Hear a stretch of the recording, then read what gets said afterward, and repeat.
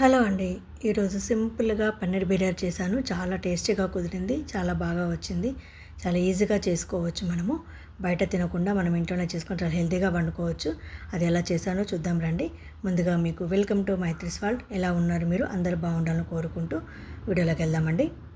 నేను ఈరోజు 200 గ్రామ్స్ పన్నీర్ తీసుకున్నానండి. అది జెర్సీ పన్నీర్ తీసుకున్నాను. ఇంట్లో చేయకుండా బయట తీసుకొచ్చాను. రెగ్యులర్‌గా అయితే ఇంట్లోనే చేసుకుంటాను. కాకపోతే ఈరోజు అర్జెంట్‌గా చేయాల్సి వచ్చింది కాబట్టి బయట తీసుకున్నాను.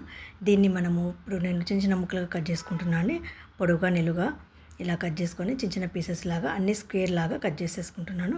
తర్వాత దీనికి మసాలా ప్రిపేర్ చేసుకుందామండి. అందుకోసం అని చెప్పేసి ఒక ప్లేట్లోకి నేను తగినంత కారము, తగినంత ఉప్పు తీసుకుంటున్నాను. అలాగే కొద్దిగా గరం మసాలా, అలాగే కొంచెం పసుపు కూడా వేసుకొని కావాల్సినంత పెరుగు కూడా వేసుకున్నాను. గట్టి పెరుగు తీసుకున్నాను.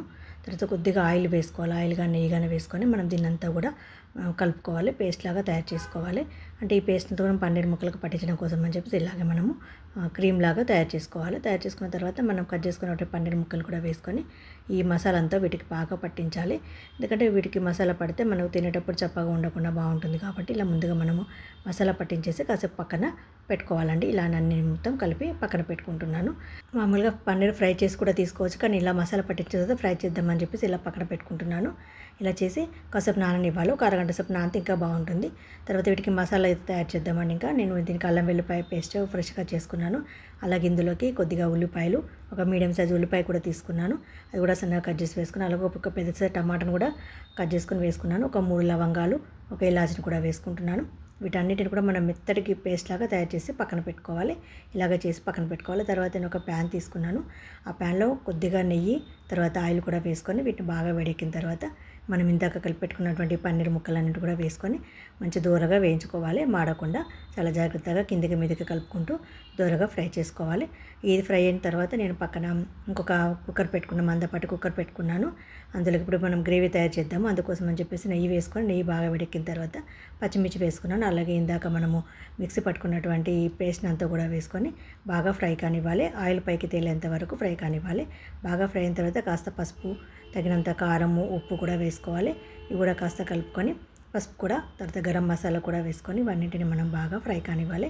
ఆయిల్ అంతా పైకి తేలేంత వరకు కూడా ఫ్రై చేసుకోవాలి. తర్వాత పాల క్రీమ్ వేసుకుంటున్నాను అండి. ఫ్రెష్ క్రీమ్ దొరికితే అది బెటర్ అండి. నా దగ్గర పాల మీద మిగడ ఉంది కాబట్టి అది వేస్తున్నాను. తర్వాత ఆయిల్ అంతా పైకి తేలేంత వరకు కూడా మనం ఇలాగా కలుపుకుంటూ ఉండాలి. బాగా ఫ్రై అయిన తర్వాత కొద్దిగా గరం మసాలా వేసుకున్నాను. నేను ఇప్పుడు కొంచెం పన్నీర్ మసాలా కూడా వేస్తున్నాను అండి. కొంచెం హాఫ్ టీ స్పూన్ మాత్రమే వేసుకున్నాను. తర్వాత పుదీనా కూడా వేసుకొని బాగా కలుపుకోవాలి. ఇది బాగా ఆయిల్ అంతా పైకి తేలిన తర్వాత మనం ఇందాక ఫ్రై చేసుకున్నట్టు పన్నీర్ ముక్కలు కూడా వేసుకొని మరి ఒకసారి బాగా కలుపుకోవాలి. ఈ గ్రేవీ అంతా కూడా పన్నీర్ ముక్కలకు పట్టేంత వరకు కలుపుకోవాలండి.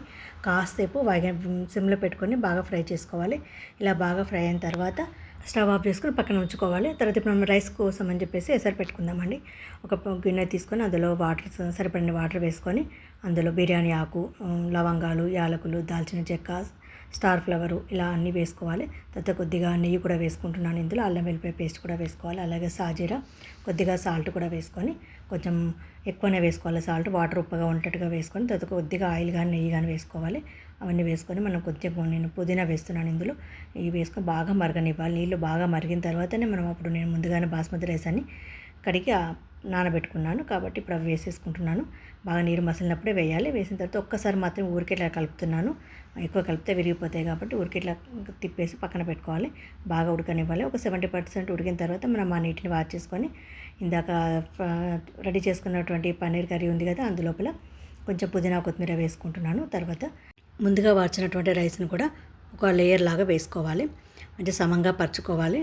అడుగు మందంగా ఉన్న మనం కుక్కర్ తీసుకున్నాను నేను. అంతేకాకుండా కింద ప్యాన్ కూడా పెట్టుకున్నాను.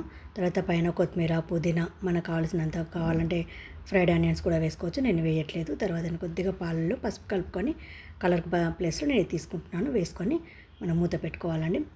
నేను నెయ్యి కూడా వేసాను, అది మిస్ అయిపోయింది. నెయ్యి కూడా వేసుకొని మూత పెట్టుకొని నేను ఇక్కడ విజిల్ ఏం పెట్టట్లేదు, ఉడికన్నట్లు పెట్టుకొని ఒక 10 to 15 మినిట్స్ పెట్టుకుంటే మంచిగా వేడి వేడి పన్నీర్ బిర్యానీ రెడీ అయిపోయినట్టే. చాలా టేస్టీగా ఉంటుంది.